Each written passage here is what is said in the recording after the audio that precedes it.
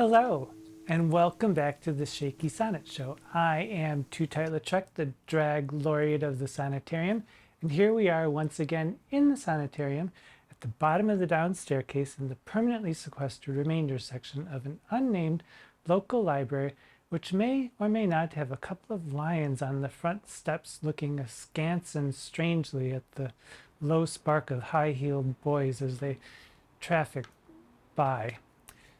Just like, in fact, our forever philandering narrator lover in Sonnets 109 and 110, which we'll look at today. Also in 111 and 112, but we'll get to those next week. Now, Edmondson and Wells, in their beautifully British understated way, say that Sonnets 109 through 112 are, quote, a series of sonnets about temporary absences and distractions, unquote. I'll say, quite understated. So 109 and 110 also happen to be very clear, easily comprehended, clear arguments that happen to also sound really good to the ear, if not to the beloved's heart. And they are both near and dear to my heart because I've done lip syncs of both of them. Or rather, I've done a lip sync of Sonnet 109, and my trashy old friend Fabrice McQueef has done a lip sync of 110, which I will link below.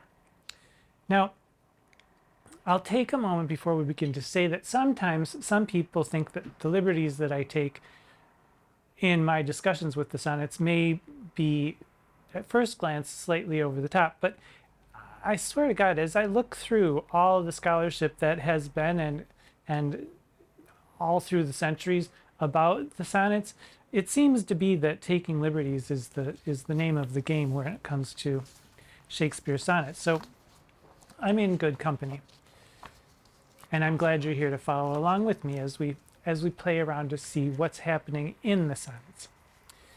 So getting right down to it, Sonnet 109. But before we get to 109, I will remind you that from Sonnets 104 through 108, it seems that the narrator has a new little boyfriend, and things are going swimmingly well, and then we get to Sonnet 109. 109. Oh, never say that I was false of heart, though absence seemed my flame to qualify. As easy might I from myself depart as from my soul, which in thy breast doth lie. That is my home of love. If I have ranged, like him that travels I return again, just to the time, not with the time exchanged, so that myself bring water for my stain. Never believe, though in my nature reigned all frailties that besiege all kinds of blood, that it could so preposterously be stained to leave for nothing all thy sum of good. For nothing this wide universe I call, save thou, my rose. In it thou art my all. So, it seems we have a straying going on, and someone seems to have found out, and someone else, the poet narrator, seems to have some explaining to do. So the first quatrain, never say that I was false of heart, though absence seemed my flame to qualify. What, me cheat? Never say that. I may have been gone somewhere, but that doesn't mean that I've lost my passion for you. As easy might I from myself depart as from my soul, which in thy breast doth lie. Remember, we two are one. If I left you, I'd really be leaving myself, because we are in each other's hearts, right? Clear enough. Second quatrain. My soul in thy breast doth lie. That is my home of love, in your breast. That is my home of love. If I have ranged, like him that travels I return again. And that word ranged is so lusty and animalistic and sexual. If I have ranged, not just if I've wandered off, but if I have ranged, like him that travels I return again, just to the time, not with the time exchanged, so that myself bring water for my stain. So if I have ranged once or twice or many other times, hey, look, I'm back. I'm back, and I'm back on time in these cheating times, not exchanging your time with someone else's time this time, which proves that I have absolved myself of my sins. And now I am as pure as the driven snow until I drift again. Quatrain 3. Never believe, and here these are not pleas for understanding. These are not questions about what to do. These are statements, these are declarations, these are commands. Never say that I was false of heart. Never believe, says the third quatrain, though in my nature reigned all frailties that besiege all kinds of blood. So in other words, you know, people get horny. Everybody, it happens to everybody. In my nature reigned all frailties that besiege all kinds of blood, that it could so preposterously be stained to leave for nothing all thy sum of good. And here preposterously apparently was a new coinage in Shakespeare's time, and etymologically means ass backwards, which of course has some sexual connotations to it. And yes, line 10 and line 12, blood and good do rhyme because great vowel shift, etc., etc. So never believe, even though everyone knows that I'm a horny bastard, it's in my nature. What can I do? I can't help it. But, you know, let's move on to the couplet. Well, it could so preposterously be stained to leave for nothing all thy sum of good. Even though I have ranged, even though I have screwed around, doesn't mean I don't value you. For nothing this wide universe I call, save thou, my rose, in it thou art my all. And in this couplet, there's a lot going on. Again, Booth has a real fascination with the word nothing, or he believes that Shakespeare has a real fascination for the word nothing because it apparently signifies a generative organ.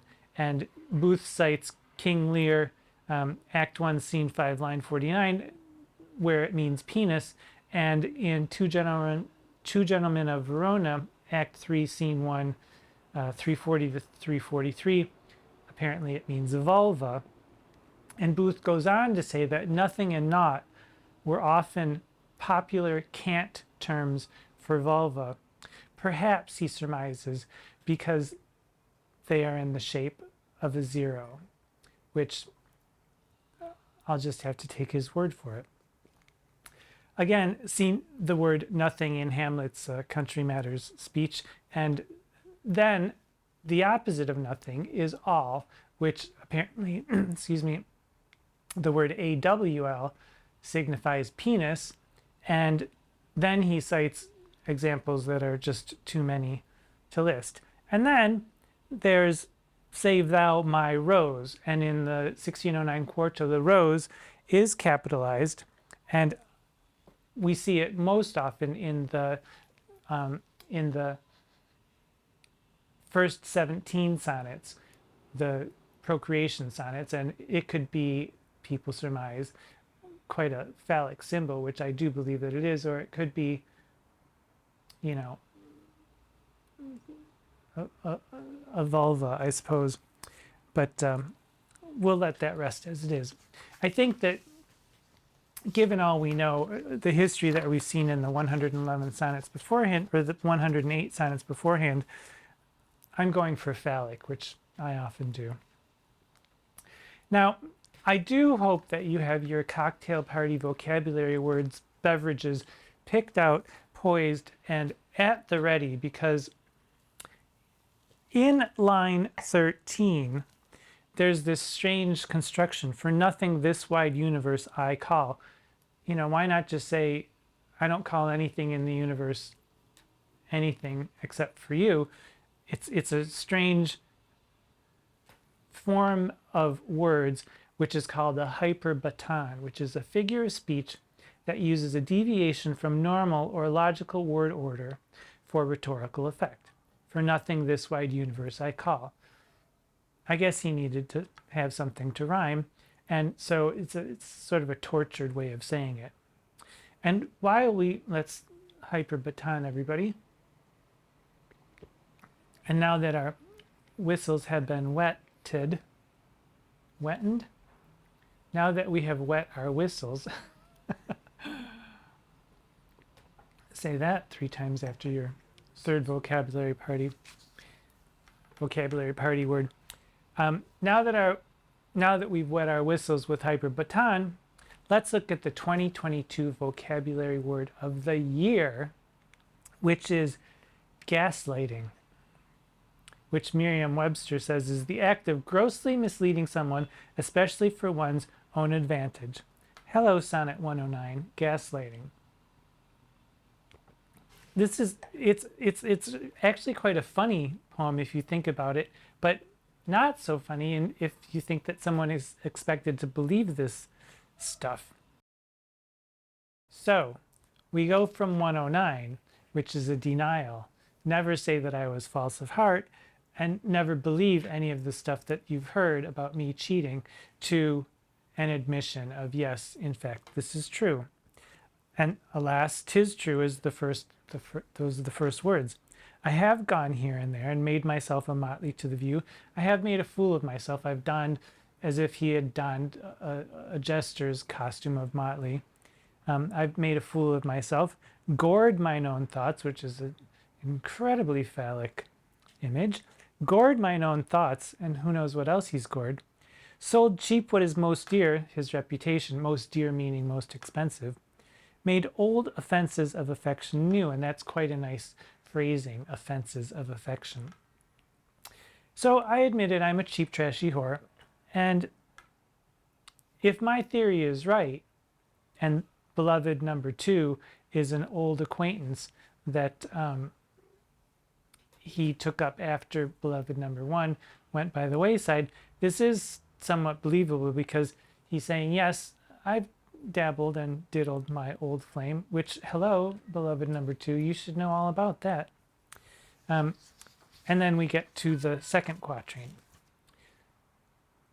Most true it is, he's confessing, most true it is that I have looked on truth askance and strangely, which is one of my favorite lines.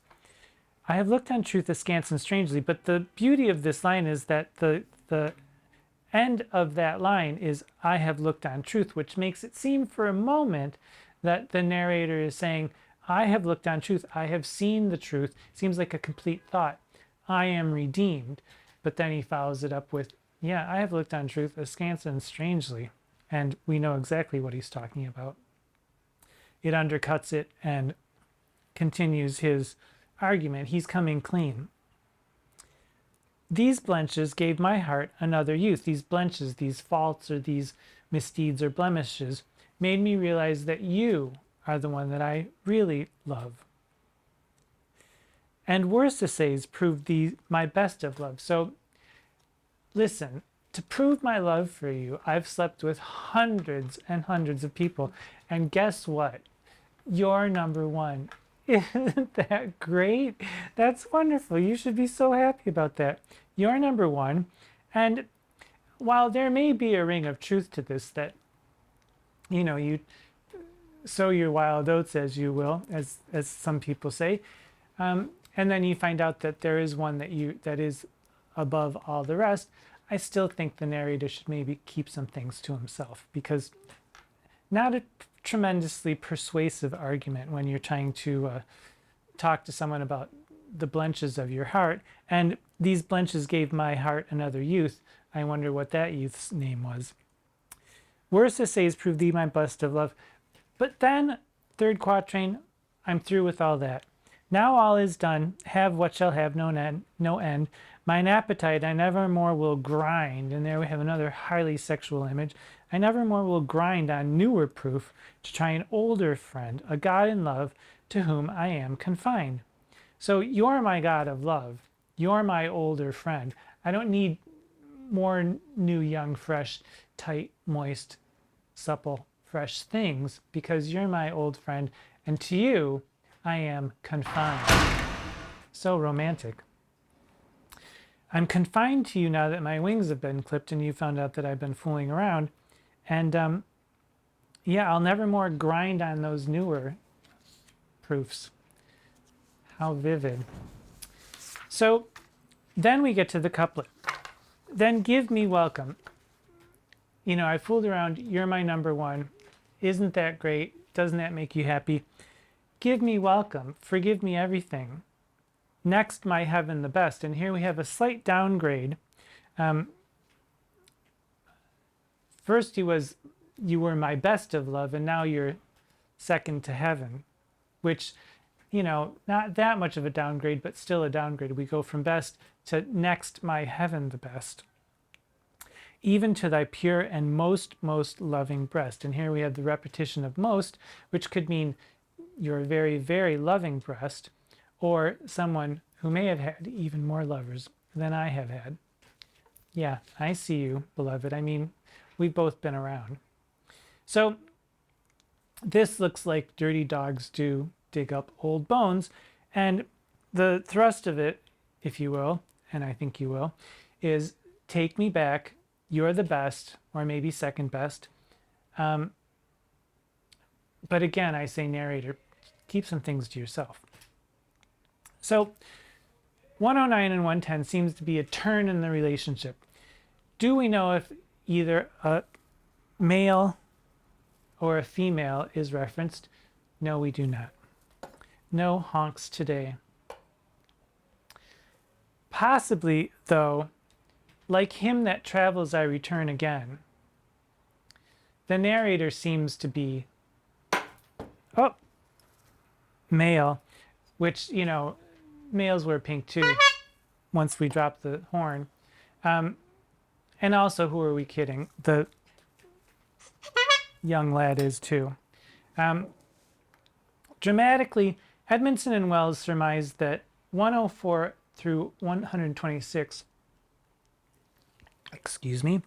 104 through 126 were written between 1600 and 1604, around the same time as Troilus and Cressida. So maybe themes of infidelity were ripe in Shakespeare's mind at that time when he was writing these. And narratively, well, philanderers will philander. Our narrator lover dumps one boyfriend, finds a new one, praises him to high heaven, but then keeps dipping his toes in the seas of iniquity just to be sure. And this time, the narrator only lasts about 4 sonnets before he begins to range and gore his thoughts and grind his proof on newer, younger, fresher proof. Yeah, so only 4 sonnets before that itch needs to be scratched. There you have it. These are the first 2 in a 4-part series of kind of mansplaining shame sonnets, and we will get to the other 2 next week to see what else is going on. And until then, guess what? I understand that the world is full of wonder, and it's our privilege and our duty to pay attention. Until we meet again, I am Tootight Lautrec.